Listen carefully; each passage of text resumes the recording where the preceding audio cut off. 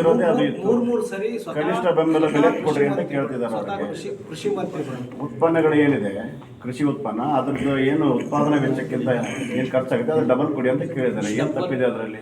ನೀವು ಕೇಳ್ತಾ ಇದ್ರೆ ಅವರು ಕೇಳಿದ್ದಾರೆ. ಅದರಲ್ಲಿ ಕೇಳೋದ್ರ ಬಗ್ಗೆ ಮತ್ತೆ ಅವರು ಸಂವಾದನ 3-4 ಸರಿ ಮಾಡಿದ್ದಾರೆ. ಆಮೇಲೆ ನಿಮಗೆ ಗೊತ್ತಿದೆ ಅಥವಾ ನೀವು ಇನ್ನೊಂದು ಸರಿ ಪರಿಶೀಲನೆ ಮಾಡಿ. ಹಿಂದೆ ಮನಮೋಹನ್ ಸಿಂಗ್ ಅವರು 10 ವರ್ಷ, ನಾನು ಅದಕ್ಕಿಂತ ಹಿಂದಕ್ಕೆ ಹೋಗಲ್ಲ, 10 ವರ್ಷ ಇದ್ದಂಥ ಸಂದರ್ಭದಲ್ಲಿ MSPನಲ್ಲಿ ಎಷ್ಟು ಹೈಕ್ ಮಾಡಿದ್ದಾರೆ, ನರೇಂದ್ರ ಮೋದಿಯವರು ಬಂದ ಮೇಲೆ ಎಷ್ಟು % ಹೈಕ್ ಮಾಡಿದ್ದಾರೆ ಮತ್ತು ಎಷ್ಟು ಬೆಳೆಗೆ ಅದನ್ನು ಇನ್ಕ್ಲೂಡಿಂಗ್ ಮಾಡಿದ್ದಾರೆ ಅನ್ನೋದನ್ನು ನೀವು ಸ್ಟಡಿ ಮಾಡಿ. ನಾವು ಒಟ್ಟು ಡಬಲ್ ಇಲ್ಲಿ ಆಕ್ಚುಲಿ ಇಲ್ಲ ನನ್ನ ಹತ್ರ, ಆದರೆ ನಾವು ಅದರ ಡಬಲ್ ರೇಟ್ಗಿಂತ ಜಾಸ್ತಿ ಮಾಡಿದ್ದೇವೆ. ಅವರು 2% 3% ಏರಿಸ್ತಿದ್ರು, ನಾವು 15% ತನಕ ಏರಿಸಿದ್ವಿ. ರೈತರ ಆತ್ಮಹತ್ಯೆಗಳು ನಿಲ್ತಾ ಇಲ್ಲಲ್ಲ, ಅಷ್ಟೆಲ್ಲ ಮಾಡಿದ್ರು ಕೂಡ ಎಲ್ಲೋ ಏನೋ ಸಮಸ್ಯೆ ಇದೆ ಅಂತ ಅರ್ಥ ಆಯ್ತಲ್ಲ. ಅಲ್ಲ, ರೈತರ ಆತ್ಮಹತ್ಯೆಗೆ ನಾವು ಅದನ್ನೇ ಇಡೀ ದೇಶದಲ್ಲಿ ಎಷ್ಟಾಗ್ತಾ ಇದೆಯೋ ಅದಕ್ಕಿಂತ ಜಾಸ್ತಿ % ಕರ್ನಾಟಕದಲ್ಲಿ ಆಗ್ತಾ ಇದೆ. ಅದಕ್ಕೋಸ್ಕರನೇ ಕರ್ನಾಟಕದಲ್ಲಿ ರೈತರ ಬಗ್ಗೆ ಸರ್ಕಾರ ಕಾಳಜಿ ತಗೋಬೇಕು ಅಂತಕ್ಕಂಥ ಆಗ್ರಹ ಇದ್ರ ಮುಖಾಂತರ ಮಾಡ್ತಾ ಇದೆ. ಎಷ್ಟು ಜನ ಸಾವಾಗ್ತಾ ಇದೆ, ಆ ಸಾವಿಗೆ ಕಾರಣ ಏನು ಅಂತಕ್ಕಂಥ ಅಧ್ಯಯನ ಇಲ್ಲ. ಕೃಷಿ ಮಂತ್ರಿಗಳು ಯಾವ ಜಿಲ್ಲೆಗೆ ಬಂದಿದ್ದಾರೆ ಹೇಳಿ? ಉತ್ತರ ಕರ್ನಾಟಕದಲ್ಲಿ ನಾವು ಇಂದು ಸರ್ಕಾರ ನಡೆಸಿರೋರೆ. ನಾವಿದ್ದಂಥ ಸಂದರ್ಭದಲ್ಲಿ ಎಷ್ಟು ಜಿಲ್ಲೆಗಳಲ್ಲಿ ಕೃಷಿ ಮಂತ್ರಿಗಳು ಪ್ರವಾಸ ಮಾಡಿ ಗೊಬ್ಬರಕ್ಕೆ KRCT ಇದ್ದಂಥ ಸಂದರ್ಭದಲ್ಲಿ, ಈ ರೀತಿ ರೈತರು ಅತಿವೃಷ್ಟಿ ಆದಂಥ ಸಂದರ್ಭದಲ್ಲಿ, ಅನಾವೃಷ್ಟಿ ಆದಂಥ ಸಂದರ್ಭದಲ್ಲಿ ಎಷ್ಟು ಕಡೆ ಪ್ರವಾಸ ಮಾಡಿದ್ದಾರೆ. ಈಗ ಯಾಕೆ ಮಾಡ್ತಿಲ್ಲ ನೀವು? ಮಾಡಿದಾಗ ಈ ಸಮಸ್ಯೆಗಳನ್ನು ಆಲಿಸ್ಲಿಕ್ಕೆ ನೇರವಾಗಿ ರೈತರ ಹತ್ರ ಹೋಗಕ್ಕೆ ಸಾಧ್ಯ ಇದೆ. ಸರ್, ನೀವು ಈಗ 8 ಕಡೆ ಹೋಗಿ ಬಂದ ರಾಯಚೂರು, ಯಾದಗಿರಿ, ಬೀದರ್ ಇಷ್ಟು ಜಿಲ್ಲೆಗಳಲ್ಲಿ ಹೋಗಿ ಈ ಜಿಲ್ಲೆಯ ಕಮಲಾಪುರದಲ್ಲಿ 2 ಕಡೆ ವೀಕ್ಷಣೆ ಮಾಡಿದ್ದೀವಿ. ಈಗ ನಮ್ಮ ರೈತರ ಅಧ್ಯಕ್ಷರ ಜೊತೆಗೆ ಇನ್ನೂ 2 ಕಡೆ ನೋಡೋದಿದೆ. ಫೋಟೋಸು ಮತ್ತು ಆ ಬೆಳೆಗಳನ್ನು ಕೂಡ ಆ ಜಿಲ್ಲಾಧಿಕಾರಿಗಳಿಗೆ ನಾವು, ಯಾದಗಿರಿ ಜಿಲ್ಲಾಧಿಕಾರಿಗಳು, ರಾಯಚೂರು ಜಿಲ್ಲಾಧಿಕಾರಿಗಳು, ಬೀದರ್ನ ಜಿಲ್ಲಾಧಿಕಾರಿಗಳಿಗೆ ಬೆಳೆಗಳನ್ನು ಏನೇ ಉದ್ದು ಬೆಳೆಗಳನ್ನು ಕಿತ್ಕೊಂಡು ಬಂದು ಯಾವ ರೀತಿ ಹಾನಿಯಾಗಿದೆ ಅನ್ನೋದನ್ನು ವಿವರಿಸಿದ್ದೀವಿ. ತೊಗರಿ ಬೆಳೆ ಯಾವ ರೀತಿಯಾಗಿ ಸತ್ತೋಗ್ತಾ ಇದೆ ಅನ್ನೋದನ್ನು ಫೋಟೋ ಮತ್ತು ಗಿಡಗಳನ್ನು ಶಾಂಪಲಿಗೆ ತಂದಿದ್ದೀವಿ. ಹತ್ತಿ ಬೆಳೆಗಳು ಹೇಗಾಗಿದೆ ಅನ್ನೋದನ್ನು ಕೂಡ ತಂದು ತೋರಿಸಿ ಜಿಲ್ಲಾಧಿಕಾರಿಗಳಿಗೆ, ಸರ್ಕಾರಕ್ಕೆ, ಮುಖ್ಯಮಂತ್ರಿಗಳಿಗೆ ಮನವಿ ಮಾಡಬೇಕು ಅನ್ನೋದನ್ನು ಮುಖ್ಯಮಂತ್ರಿಗಳಿಗೆ ಅಡ್ರೆಸ್ ಮಾಡಿ ಜಿಲ್ಲಾಧಿಕಾರಿಗಳಿಗೆ ಮನವಿಯನ್ನು ಕೊಟ್ಟಿದ್ದೀವಿ. ಈಗ ಪ್ರತಿ ಸಾರಿ ತೊಗರಿಲ್ಲ, ಇದರ ಬಗ್ಗೆ ಈಗ ತೊಗರಿಗೆ ಬೆಂಬಲ ಬೆಲೆ ಜಾಸ್ತಿ ಮಾಡಿರೋದನ್ನು ತಾವು ನೋಡಿದ್ದೀರಾ. ಈಗ ಈ ಉದ್ದೇಶ ಇಟ್ಕೊಂಡೆ ಮಾತಾಡಲಿಕ್ಕೆ, ವಿಧಾನಸೌಧದಲ್ಲಿ ಮಾತಾಡಲಿಕ್ಕೆ ಮೊನ್ನೆನೂ ಮಾತಾಡಿದ್ದಾರೆ. ಮತ್ತು ಅಂಕಿ ಸಂಖ್ಯೆಗಳ ಮುಖಾಂತರ ನಮ್ಮನ್ನು ರಾಜ್ಯದ ಅಧ್ಯಕ್ಷರು ಮತ್ತು ವಿರೋಧ ಪಕ್ಷದ ನಾಯಕರು ಏನು ಪ್ರವಾಸ ಮಾಡ್ತೀವಿ, ಈ ತಂಡದ ಜೊತೆ ಎಲ್ಲದನ್ನು ಕೂಡ ಡಿಸ್ಕಷನ್ ಮಾಡಿ ಅಧಿವೇಶನದಲ್ಲಿ ಮಾತಾಡಬೇಕು ಮತ್ತು ಮುಖ್ಯಮಂತ್ರಿಗಳನ್ನು, ಕೃಷಿ ಮಂತ್ರಿಗಳನ್ನ ಗಮನ ಸೆಳೆಯಬೇಕು ಅಂತ ಉದ್ದೇಶದಿಂದಲೇ ಈ ತಂಡ ಮಾಡಿ ಪ್ರಯತ್ನ ಮಾಡ್ತಾ ಇದ್ದೀವಿ. ಬೆಂಬಲ ಬೆಲೆ ಕೂಡ ಒಂದು ಕಡೆಗಿರಲ್ರಿ. ಈ ಶಾಶ್ವತ ಪರಿಹಾರಕ್ಕೆ ಸಜೆಷನನ್ನು ರಾಜ್ಯ ಸರ್ಕಾರ ಕಂಡುಹಿಡಿಬೇಕು ಅಂತಕ್ಕಂಥ ಒತ್ತಾಯವನ್ನು ನಾವು ಮಾಡೋಕ್ಕೆ ಈ ತಯಾರಿ ಮಾಡ್ತೀವಿ. ಇದು ಐಜಿಟಿ ಆಗದ ನಮಗೆ ಗೌರವ ಇದೆ ಮತ್ತು ನಾವು ಕೂಡ ಕಾಳಜಿ ಇಟ್ಕೊಂಡೇ ಕೆಲಸ ಮಾಡ್ತಾ ಇದ್ದೀವಿ. ಕೇಂದ್ರದ ಕೃಷಿ ಮಂತ್ರಿಗಳು ಕೂಡ ರೈತರ ಬಗ್ಗೆ ವಿಶೇಷ ಕಾಳಜಿ ಹೊಂದಿದ್ದಾರೆ. ಅವರಿಗೂ ಕೂಡ ನಿಮ್ಮ ಏನು ಮನವರಿಕೆ ಇದೆ ಇದನ್ನು ರಾಜ್ಯದ ಅಧ್ಯಕ್ಷರ ಮುಖಾಂತರ ಮಾಡೋ ಪ್ರಯತ್ನ ಮಾಡ್ತೀವಿ. MSP ತೊಗರಿ ಯಾವುದು ಮಳೆ ಆಶ್ರಿತ ಬೆಳೆಗಳಿಗೆ, ನೀರಾವರಿ ಬೆಳೆಗಳಿಗೆ 17,000 ರೂಪಾಯಿ, ವಾರ್ಷಿಕ ಬೆಳೆಗಳಿಗೆ 28,500.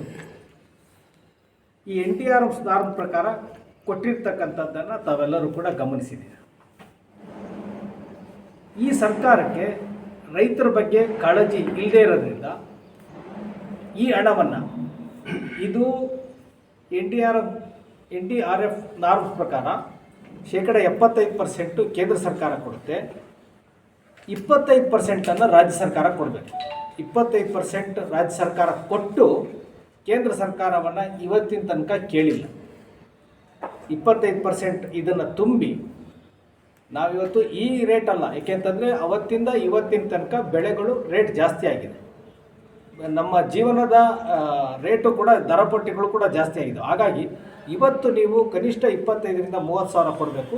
ಅದರ 25% ಹಣವನ್ನು ತುಂಬಿ ನೀವು ಕೇಂದ್ರವನ್ನು ಕೇಳಬೇಕು. ಒಟ್ಟು ಆ ಸಂದರ್ಭದಲ್ಲಿ ಯಡಿಯೂರಪ್ಪನವರು ಎಲ್ಲ 3 ಬೆಳೆಗಳಿಗೂ ಕೂಡ 10,000 ರೂಪಾಯಿನ ರಾಜ್ಯ ಸರ್ಕಾರದಿಂದ ಕೊಟ್ಟಿದ್ರು. ಆ ರೀತಿ ತತ್ಕ್ಷಣವಾಗಿ ರಾಜ್ಯ ಸರ್ಕಾರ ಯಾವ ರೀತಿಯಾಗಿ ಸ್ಪಂದಿಸಬೇಕು, ಸ್ಪಂದಿಸಿ ನಮ್ಮ ರೈತರ ಕಷ್ಟಗಳಿಗೆ ಧಾವಿಸಬೇಕು ಅಂತಕ್ಕಂಥ ಆಗ್ರಹವನ್ನು ತಮ್ಮ ಮೂಲಕ ಮಾಡ್ತಾ ಇದ್ದೇವೆ. ಈ ರೀತಿ ನೀವು ಇನ್ನೊಂದು ವಾರದೊಳಗೆ ಏನಾದರೂ ರೈತರ ಸಮಸ್ಯೆಗಳಿಗೆ ಸ್ಪಂದಿಸದೇ ಇದ್ದರೆ, ಜಿಲ್ಲಾ ಮಂತ್ರಿಗಳು ರೈತರ ಹೊಲಗಳಿಗೆ ಬಂದು ವೀಕ್ಷಣೆ ಮಾಡದೇ ಇದ್ದರೆ, ನಾವು ರೈತ ಮೋರ್ಚಾದಿಂದ ಇಡೀ ರಾಜ್ಯದಾದ್ಯಂತ ಹೋರಾಟವನ್ನು ಮಾಡ್ತೇವೆ ಅಂತಕ್ಕಂಥ ಎಚ್ಚರಿಕೆಯನ್ನು ಕೂಡ ಈ ಸಂದರ್ಭದಲ್ಲಿ ಕೊಡ್ತಾ ಇದ್ದೀವಿ. ಹಿಂದೆ ಗೊಬ್ಬರದಲ್ಲೂ ಕೂಡ ವಿತರಣೆ ಮಾಡಲಿಕ್ಕೆ ಯೂರಿಯಾ ಕೊರತೆ ಬಂದಂಥ ಸಂದರ್ಭದಲ್ಲಿ ರಾಜ್ಯ ರೈತ ಮೋರ್ಚಾ ಹೋರಾಟ ಮಾಡ್ತು. ಅದರ ಪ್ರತಿಫಲವಾಗಿ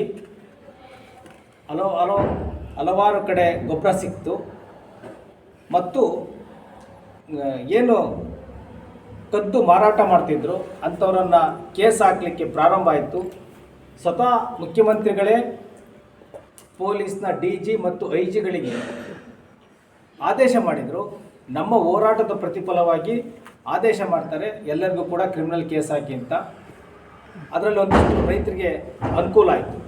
ಈ ರೀತಿ ಕೆಲಸಗಳನ್ನು ನಾವು ಮುಂದೆ ಇದಕ್ಕೂ ಕೂಡ ಮಾಡದೇ ಇದ್ದರೆ ನಾವು ಹೋರಾಟ ಮಾಡ್ತೇವೆ ಅಂತ ಎಚ್ಚರಿಕೆಯನ್ನು ಕೂಡ ಈ ಸಂದರ್ಭದಲ್ಲಿ ನೀಡ್ತಾ ಇದ್ದೆ. ನಾನು ಕಲ್ಮಡಪ್ಪ, ಮೂಲತಃ ಚಿಕ್ಕಮಗಳೂರಿನವರು. ಚಿಕ್ಕಮಗಳೂರಿನಲ್ಲಿ ಜಿಲ್ಲಾ ಅಧ್ಯಕ್ಷ ಕೆಲಸ ಮಾಡಿದೆ, ಜಿಲ್ಲಾ ಪಂಚಾಯತಿ ಅಧ್ಯಕ್ಷ ಚಿಕ್ಕಮಗಳೂರು ಕೆಲಸ. ಪತ್ರಿಕಾಗೋಷ್ಠಿಗೆ ತಮ್ಮೆಲ್ಲರಿಗೂ ಕೂಡ ಮತ್ತೊಮ್ಮೆ ಸ್ವಾಗತವನ್ನು ಬಯಸ್ತಾ, ಈ ಪತ್ರಿಕಾಗೋಷ್ಠಿಯನ್ನು ರಾಜ್ಯದ ಅಧ್ಯಕ್ಷರಾಗಿರ್ತಕ್ಕಂಥ BY ವಿಜಯೇಂದ್ರಣ್ಣವರು, ರೈತ ಮೋರ್ಚಾದ ರಾಜ್ಯದ ಅಧ್ಯಕ್ಷರಾಗಿರ್ತಕ್ಕಂಥ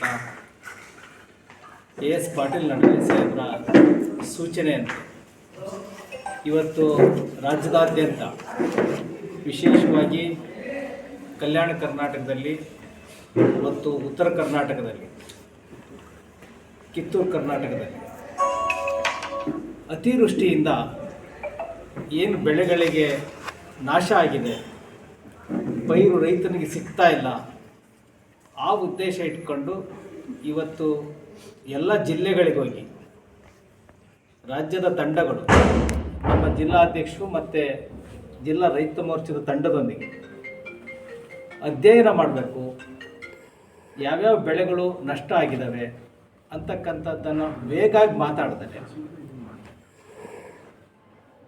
ಅತಿವೃಷ್ಟಿಯಿಂದ ಹಾನಿಗೊಳಗಾಗಿರ್ತಕ್ಕಂಥ ರೈತರ ಜೊತೆಯಲ್ಲಿ ರೈತರ ಹೊಲಗಳಿಗೋಗಿ ಆ ಒಂದು ಪರಿಶೀಲನೆ ಮಾಡಿ ಮಾತಾಡಬೇಕು ಅಂತಕ್ಕಂಥ ಉದ್ದೇಶದಿಂದ ಬಂದಿದ್ದೀವಿ. ನಾವೀಗಾಗಲೇ ಹಲವಾರು ಜನ ರೈತರನ್ನ ಭೇಟಿ ಮಾಡಿದ್ದೇವೆ. ಆ ಫೋಟೋಸು ಕೂಡ ತಮಗೆ ಕೊಡೋದಿದೆ. ಇವತ್ತು ಈ ಭಾಗದಲ್ಲಿ ಅತಿ ಹೆಚ್ಚಾಗಿ ಹೆಸರು, ತೊಗರಿ, ಹತ್ತಿ ಮತ್ತು ಉದ್ದು ಈ ರೀತಿ ಬೆಳೆಗಳನ್ನು ಬೆಳೀತಾರೆ.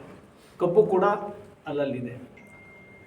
ಇವತ್ತೇನಾಗಿದೆ, ಮಳೆ ಜಾಸ್ತಿ ಆಗಿ ಆಗಸ್ಟ್ ತಿಂಗಳಲ್ಲಿ ಇಲ್ಲೆಲ್ಲ ವಾಡಿಕೆ ಮಳೆ 110 ಬರಬೇಕಾಗಿದೆ, ಆದರೆ 197 ಬಂದಿದೆ, ಸುಮಾರು 79%. ಒಟ್ಟು ಕಳೆದ 5-6 ತಿಂಗಳಿಂದ ವಾಡಿಕೆ ಮಳೆ ಇರ್ತಕ್ಕಂಥದ್ದು 423, ಆದರೆ ನಮಗೆ ಬಂದಿರೋದೆಷ್ಟು ಅಂದರೆ 633. ಈ ರೀತಿ ಯಥೇಚ್ಛವಾಗಿ ಮಳೆ ಬಂದ್ಬಿಟ್ಟಿದೆ. ಈ ಮಳೆಯಿಂದ ತೊಗರಿ ಬೆಳೆಗಳು ಗಿಡ ಶೀತಕ್ಕೆ ಬೇರು ಅದೇ ರೀತಿ ಬದುಕ್ತಾ ಇದೆ. ಈ ಮಳೆ ಹೋಗಿ ಇನ್ನೊಂದು ವಾರ 15 ದಿನಕ್ಕೆ ಎಲ್ಲದೂ ಕೂಡ ಒಣಗಿ ಹೋಗುತ್ತೆ. ನಾವು ಸುಮಾರು 8-10 ಸ್ಪಾಟ್ಗಳನ್ನು ನೋಡಿದ್ದೇವೆ. ಉದ್ದಿನ ಬೆಳೆ ಬಂದಿದೆ, ಕಾಳುಗಳು ಅಲ್ಲೇ ಮೊಳಕೆ ಹೊಡಿತಾ ಇದೆ.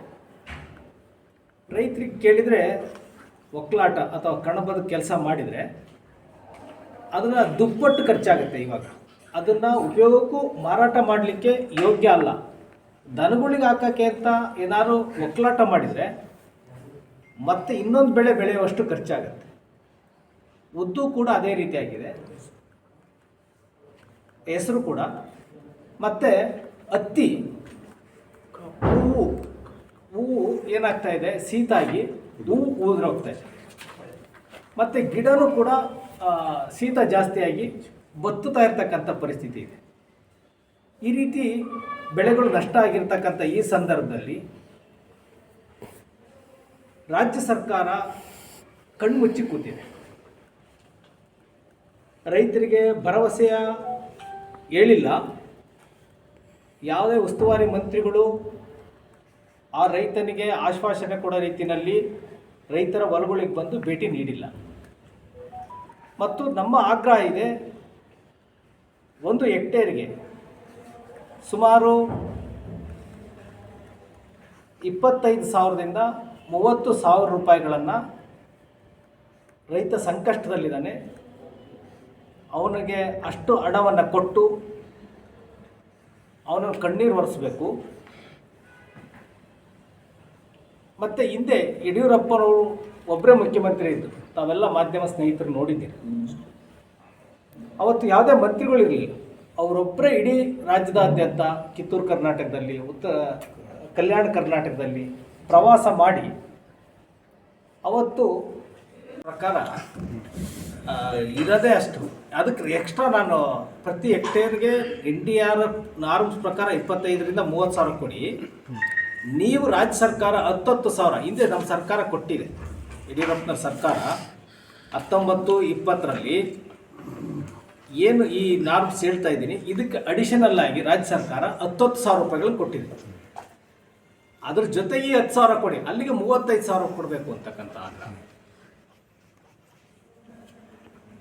ಕೇಂದ್ರದಲ್ಲಿ ನಿಮ್ಮದೇ ಸರ್ಕಾರ ಇದೆ, ರೈತರ ಬಿದ್ದವರು ಮಾಡಬೇಕಾಗಿತ್ತಲ್ಲ.